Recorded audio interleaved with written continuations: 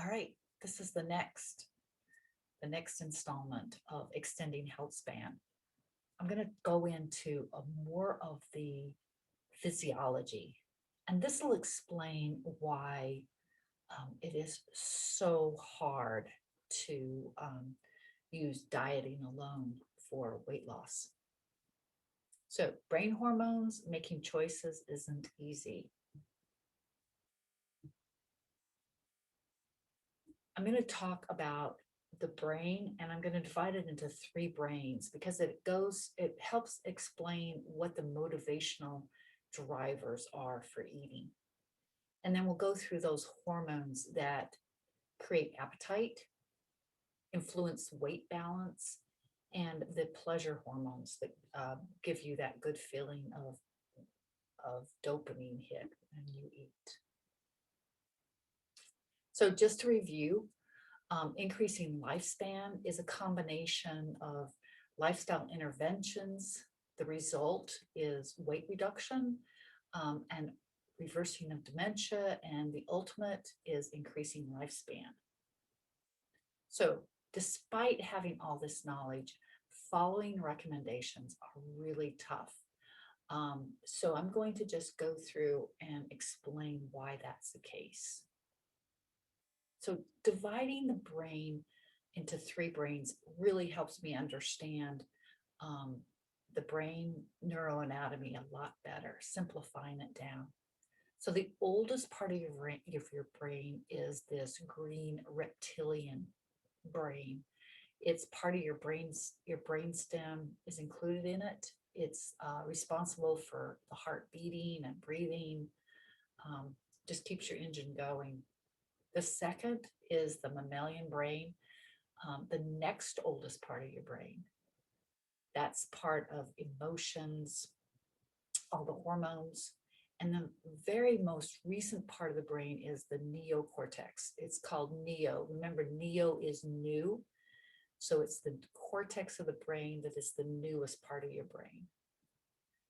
And it's creative, it's also judgmental, slow to make decisions. Again, the mammalian brain, quick to make decisions. It's very protective of the body. And of course, the reptilian, the oldest, heart beating and breathing. Let's look a little more in depth with the mammalian brain, the middle part of your brain. It is very powerful for emotions, strong dependency upon the group. We found that if mammals were in numbers, they were much more powerful, protective of each other. The mammalian brain is home to your autonomic nervous system, that part of your brain that responds without you having to think about it. It's got 3 endocrine glands in it. That's the only place those brain endocrine glands are. It's your memory center, the hippocampus, and it is there for your protection, your survival. That's why it's able to make these fast decisions through learning and memory. So remember, quick decisions were and are still needed for survival. So within the mammalian brain, right smack dab is the thalamus. And it takes in all the input from the 5 senses. Go directly into that central part of your brain. How you can make decisions fast. You remember the smell of something, you know whether you could eat it or not.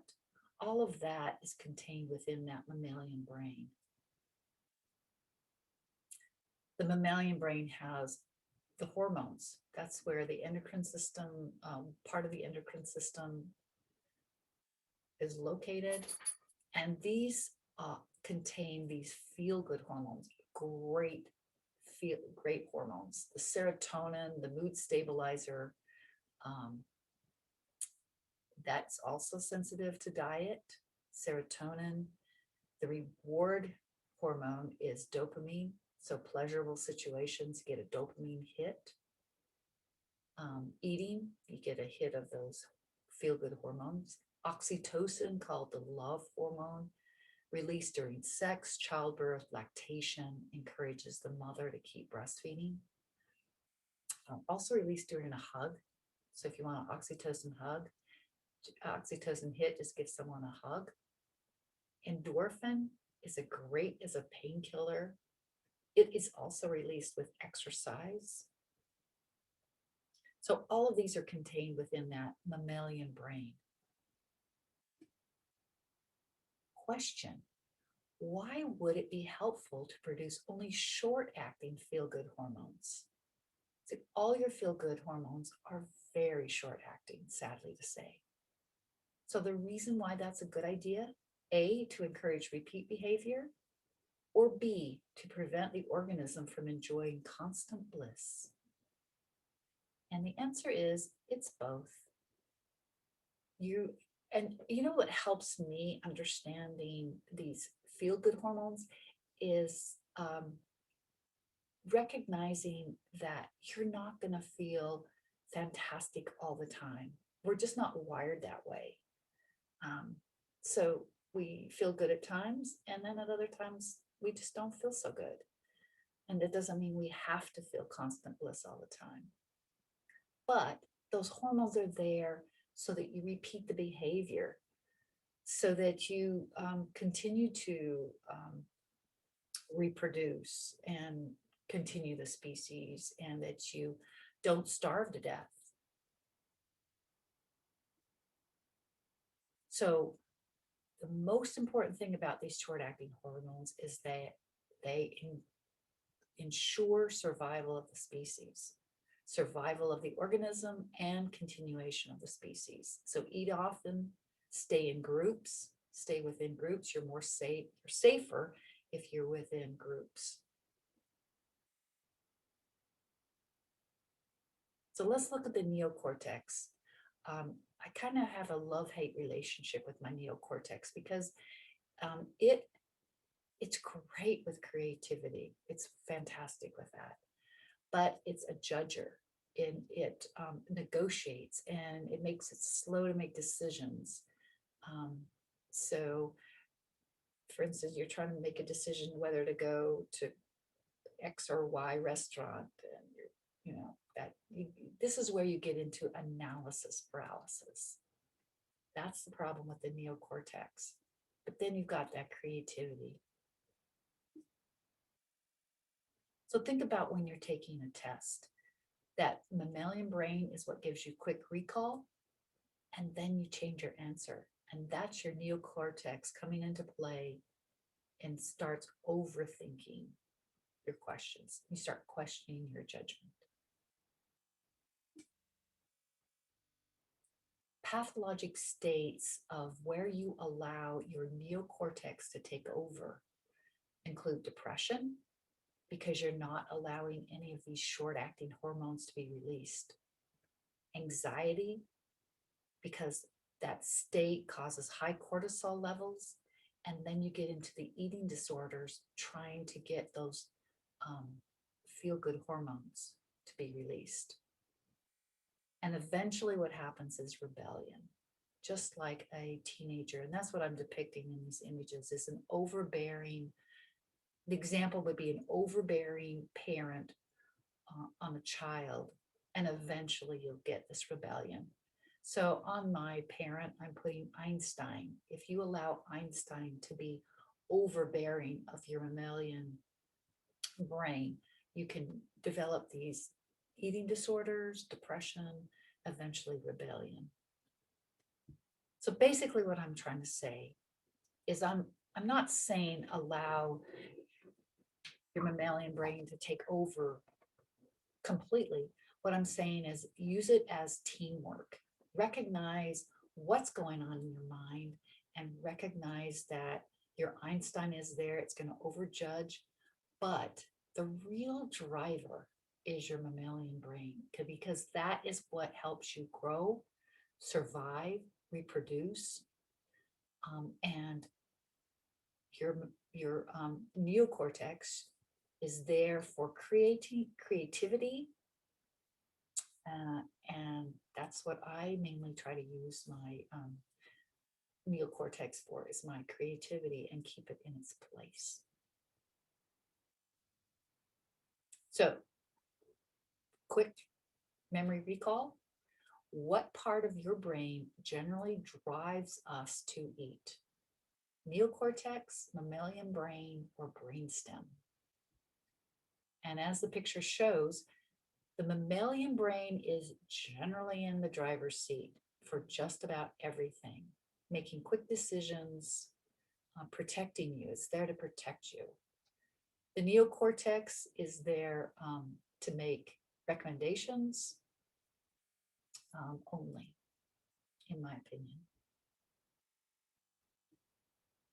So, in addition to those wonderful feelings that the mammalian brain can provide, your mammalian brain is responsible for your appetite, your satiety, so when you feel satisfied after you've eaten, and it's a driver for your food-seeking behavior. So this is just a poll question. What are the most common reasons for you to choose to eat? Sadness, anxiety, hunger, social, or peer pressure? And this is two horses sitting down for a meal. I'm so hungry, I could eat you. My opinion, all of these things are reasons we eat. Sadness, anxiety, hunger, of course, and social peer pressure. So I'm showing a depiction here of Thanksgiving dinner, where you end up overeating, want to eat everything, want to taste everything. Everybody brings a dish, and you end up choosing to eat something. So because you know someone's watching. Okay, let's go through all of these things. Sadness, anxiety. So the brain rewards eating. If dopamine, the feel-good hormone, is released, serotonin as well. It encourages eating and it prevents starvation. The biggest immediate threat to life is starvation. And here's the cartoon. Does the Happy Meal come with a guarantee, or are you wasting my time? So another is social peer pressure. This is called cognitive eating. It's out of convenience, peer pressure, or obligation. So here is the Thanksgiving dinner, and you're eating the green bean casserole because you know Aunt Sally is watching to see if you eat it all. All right, so let's look at the current medical understanding of appetite and satiety, teasing out all of these hormones. And here's the cartoon, the woman sitting with her physician and saying hundreds of years of medical progress, and all you can do and all you can tell me to do is eat less. So the medical understanding has progressed exponentially over the last several years about appetite, satiety, and weight loss. And it all comes down to hormone signaling. You get signaling of hormones from the GI tract and from adipose tissue, and that hormone signaling goes to the brain.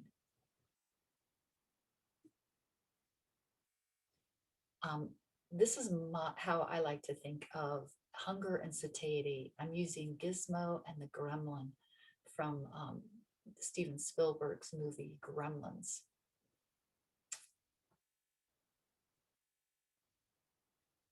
The hypothalamus, right smack in the middle of your mammalian brain, is just below the thalamus. So the thalamus is that part of your brain that takes in all that sensory input from your five senses. And then it communicates with this structure, hypothalamus. Hypo means below. So hypothalamus is just below the thalamus. And notice, since we're looking at the structures here, the hippocampus, all of that is right there. Hippocampus is your memory center. It takes in short-term memory. It's also very close Notice how it's very close to all of that input. So you can take all that input and make very quick decisions, all of that within the mammalian brain. So the hypothalamus is a captain, one of the captains of the endocrine system, a big endocrine organ. It's receiving input and it releases hormones in response. And those hormones are what drive your behavior. Speaking of hormones, what defines a hormone? Is it a chemical traveling through axons in nerves? Is it a chemical traveling in the bloodstream, or both? And the answer is hormones. A definition of the hormone is when it's traveling in the bloodstream. Cartoon, due to the influence hormones, I could burst into tears or kill you in the next 5 minutes. Hormones, incredible drivers of behavior. The hormones, this is an example of hormones. It's secreted, a secreting cell released into the bloodstream, and it's carried to specific receptor sites on the target cell. So this example is for ghrelin. So I know this is the gremlin. This is how I remember the gremlin and ghrelin. Ghrelin is your hunger hormone. It turns you into a gremlin. It's released by an empty stomach, the secreting cells, and its target site is a receptor on a cell within the hypothalamus. So ghrelin stands for growth hormone release inducing peptide. So eating is encouraging growth. The release of growth hormone is interesting because it starts at the beginning of the meal. You notice how someone asks you, you want to go eat? And you say, well, I'm not that hungry. And then you sit down and your meal's delivered and you say, man, I'm a lot more hungry than I thought. And then you really start eating. It's a very curious thing. It's highest at the beginning of the meal, but it's slow to drop, like 30 minutes. So there's a risk of overeating if you don't eat slowly. Notice here, look at this graph, how you get these spikes in ghrelin. First thing at breakfast, 3 hours later, lunch it spikes, again it spikes at dinner, then it drops, and notice what happens. Ghrelin level is still up there if you're awake. So an empty stomach releases ghrelin. You feel like a gremlin, and that gives the term hangry. When the stomach is full, ghrelin stops being produced. You feel satiated, and then you feel like Gizmo, all happy. So this is a balance of hunger and satiety, and that's all happening through hormones. Overeating, sadly, disrupts this balance. And this is what causes the state of obesity. So our whole goal is to stay within a balance of hunger and satiety.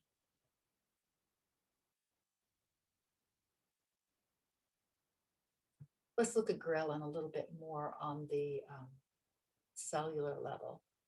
With it empty, goes to the receptor sites. That's that little horseshoe, the receptor sites in the hypothalamus. This is in the arcuate nucleus within the hypothalamus.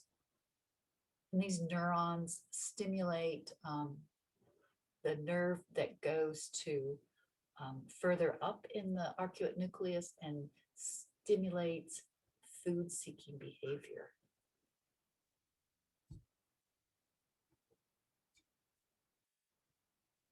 Hey, let's look on the other side, the satiety hormones. There's only one hunger hormone, that's ghrelin. So let's look at what makes you feel full. There's 3 locations. The first location is the intestines. So I always think that possibly this is one reason why it takes so long for you to feel really comfortable after you've eaten, that you've had enough to eat, is that the food has to hit the intestines. And these hormones, GLP-1 and PYY, get released from the intestines, go to the receptor sites, and makes you feel satiated. Leptin is this other hormone. It's released by adipose tissue. It is also for feeling of satiated. And there's certain syndromes extremely rare where people have leptin receptor deficiency from birth, and they can never feel satiated. And these children present early on, where the mother says, I can never keep the baby satisfied, and they're enormous children. The other is pancreas releasing insulin, a very potent hormone. This is one of the reasons why I always love dessert right after I eat, because I just want that feeling of being satiated. So if you eat something really sweet right after a meal, you get a quick release of insulin, and then you immediately feel satiated. So one of the recommendations for eating something right after a meal is a piece of dark chocolate. It has a lot of healthy, has also theobromines in it that may make you stay awake. So you might want to not do it at dinner time, but you get the beneficial effects, the cognitive beneficial effects of the dark chocolate with a little bit of the sugar. You get an insulin surge, and then you get that feeling of satiation after you've eaten. So all of those hormones give you that sense of being satiated. And when we get further on in these talks, we'll talk about the pharmaceutical side of what is being done to try to stimulate this feeling of satiety through medications. So the whole goal is just getting this energy balance. That's what your body wants, is an energy balance to keep you from not being hungry all the time and not overeating. So ghrelin is what stimulates that side of the food-seeking behavior. And these hormones, GLP-1, PYY from the intestines, leptin from adipose tissue, insulin from the pancreas, give you that feeling of satiety. Okay, next question, true or false? Restricting calories is a long-term solution to weight loss. True or false? The answer is false. Restricting calories is fighting with your mammalian brain. Let's look at the clinical research. They looked at a calorie restricted dieting program, and they followed people with ghrelin levels. So they took the ghrelin levels prior to the weight loss, and then they followed what their ghrelin levels were after they'd lost weight, using a calorie restricted dieting program. And what they found is, after weight loss, the ghrelin levels, as you can see on this graph, stayed high all day long. So they stayed at a much higher baseline all the time, as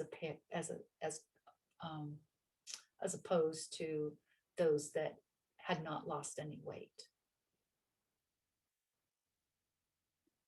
So beware the gremlin.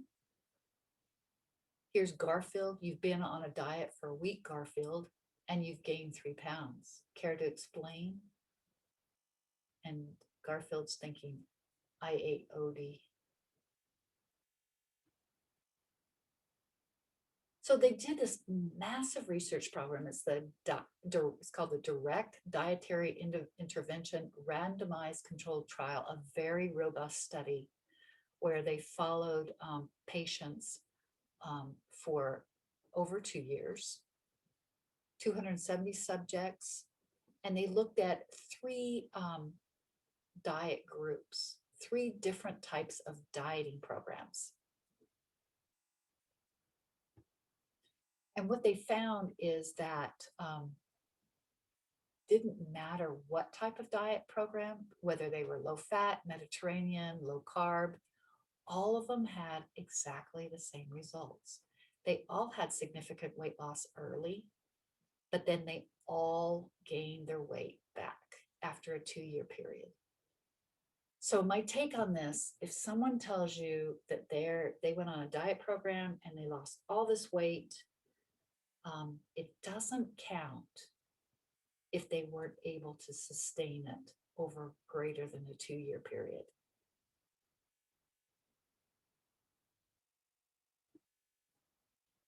Okay, let's go back to the graph of ghrelin, just your normal ghrelin levels. From this graph, what happens to your appetite if you choose to stay up late at night after 10 o'clock at night? So here you go. The answer is after 10 o'clock, your ghrelin levels are starting to go up again. So this is a good reason why, another good reason why you need to eat 3 hours before bedtime and then go to bed. If you stay up late, you're much more likely to start snacking, overeating, and you miss the opportunity of intermittent fasting.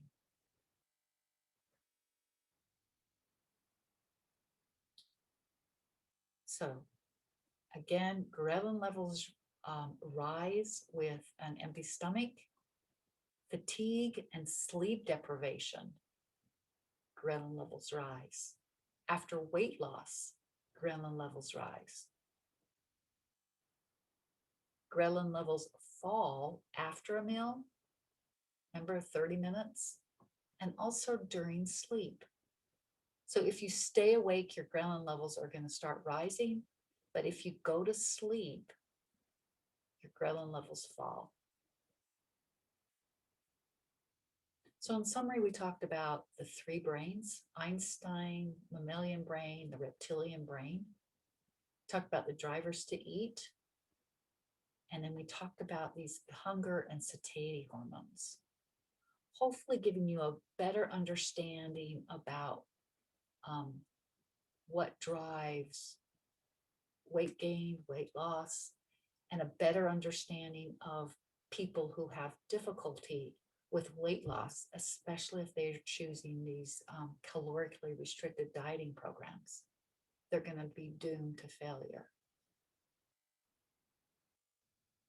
So the three brains, remember, the mammalian produces hormones.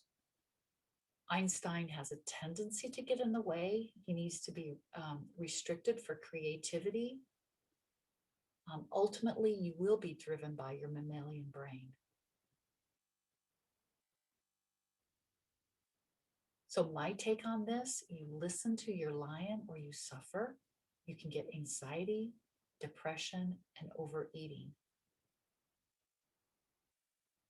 Your short-acting hormones, your feel-good hormones, they encourages eating by releasing ghrelin. Your stomach's empty with stress and emotions. So here's your cartoon. Today I will live in the moment, unless the moment is unpleasant, in which case I will eat a cookie. Your feel-good hormones are incredible, powerful drivers for behavior. Remember, your hormones are intended to protect yourself, your energy balance. Your hormones that we were talking about today include ghrelin, leptin, PYY, GLP-1, and insulin. And remember, ghrelin drops slowly. So eating slowly prevents overeating. And the cartoon is, sir, do you have any idea how fast you're eating? These are overzealous health inspectors. And remember, calorically restricted dieting is not a sustainable weight loss plan. Garfield diet is die with a T. Any questions, please leave comments, subscribe to the channel. We're going to be getting into a lot more about the interventions for weight loss, sustainable long-term weight loss. We will include some lifestyle interventions, but also included are some discussions about medical interventions with pharmaceuticals and also bariatric surgery and why it does work. So please keep following.